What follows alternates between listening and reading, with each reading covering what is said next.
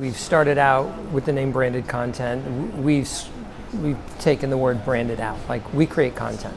And to your point about digital first content or digital first video, it's really important that it has a reason to live and a purpose, not only for the brand, meaning, what are the metrics, what are the goals of the brand, but just as importantly, and more importantly in some aspects, is the audience. Why do you create digital first content based by, channel and device and time of day and consumer mindset?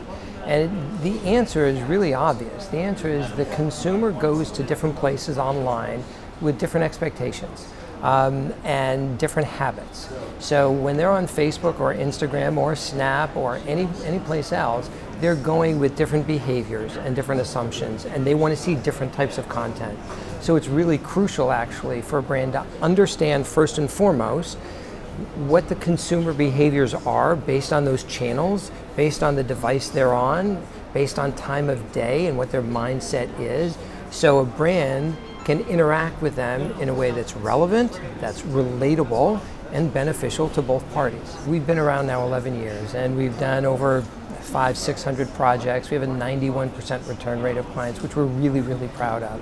And each and every year what we do changes and grows and evolves. And this past year we did an amazing project with Jaguar and a launch of their car that was aimed at millennials. The big issue, or the big barrier, if you will, in their speak, was millennials really don't consider Jag in the consideration set.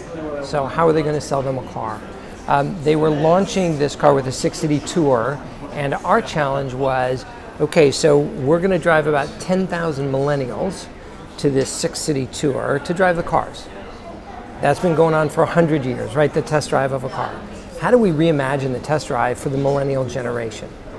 And if you think about millennials, they're the selfie generation, right? They love to be in that center circle, in the center spot.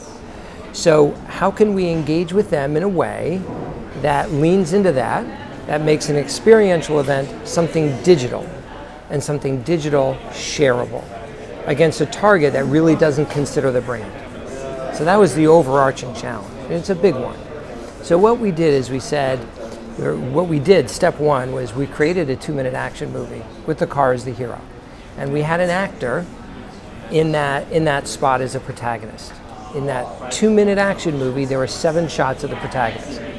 So the challenge was we wanted to get all 10,000 millennials in the seat of that protagonist to literally star in their own action movie.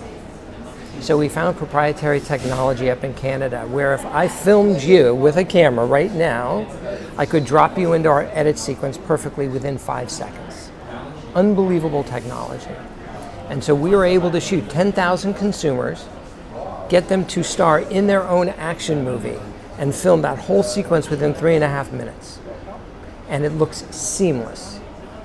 Then they go and test drive the real car, and when they come back, there's actually a landing page in their inbox where when you click on it, it's a link to their finished action movie with 1-click shareability to Facebook.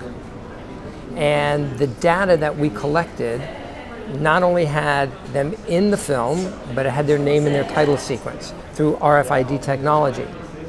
That technology also sent their information to local dealers when they signed in, right? So local dealers could follow up with them. So we had a technology stream, we had a data stream, and because the content was relevant to the millennials themselves, we had a 50% shareability on Facebook with a target that didn't consider this brand at the very beginning of this conversation. Hugely successful, sold a ton of cars, and now Jaguar's looking at rolling this whole program out globally as the car rolls out globally as well. You can drive. Yes.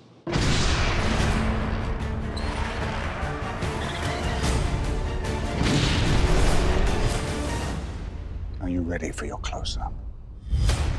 Be one of the first to drive the all-new Jaguar XE and become a part of the action at the Art of Performance Tour, coming to a city near you. What's amazing to me is, what's old is new again, and it all comes back, or it's a pendulum swinging, however you want to describe it.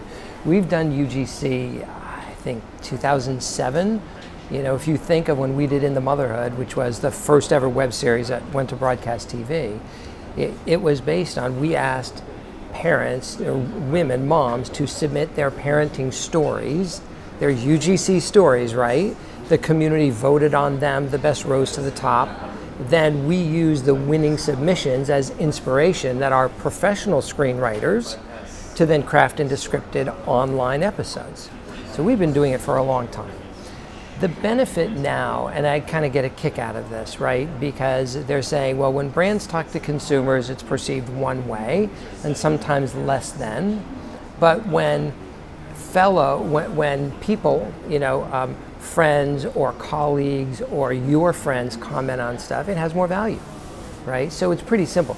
The value of UGC is a lot of times people listen to their friends more than anybody else. So if you recommend something and I like you, I'm going to trust that more than brand X. And so a lot of times UGC is having a little bit of a resurgence, but it's never really gone away. It's just more of a fluctuation. As a chief content officer, this is going to sound funny, but there's too much content out there because a lot of the content doesn't have a reason for being. It's not based on a strategy. It's just noise and clutter. You know, the more the merrier. And we think less is more. And to that point, one of the things we've been doing a lot of is creating these multifaceted and multi-layered content strategies and content audits for clients. Because then you can really understand, you know, what your consumer's doing, why are they doing it, how and when you should be creating content to be part of their lives, being a relevant and relatable part of their lives, and to have an impact.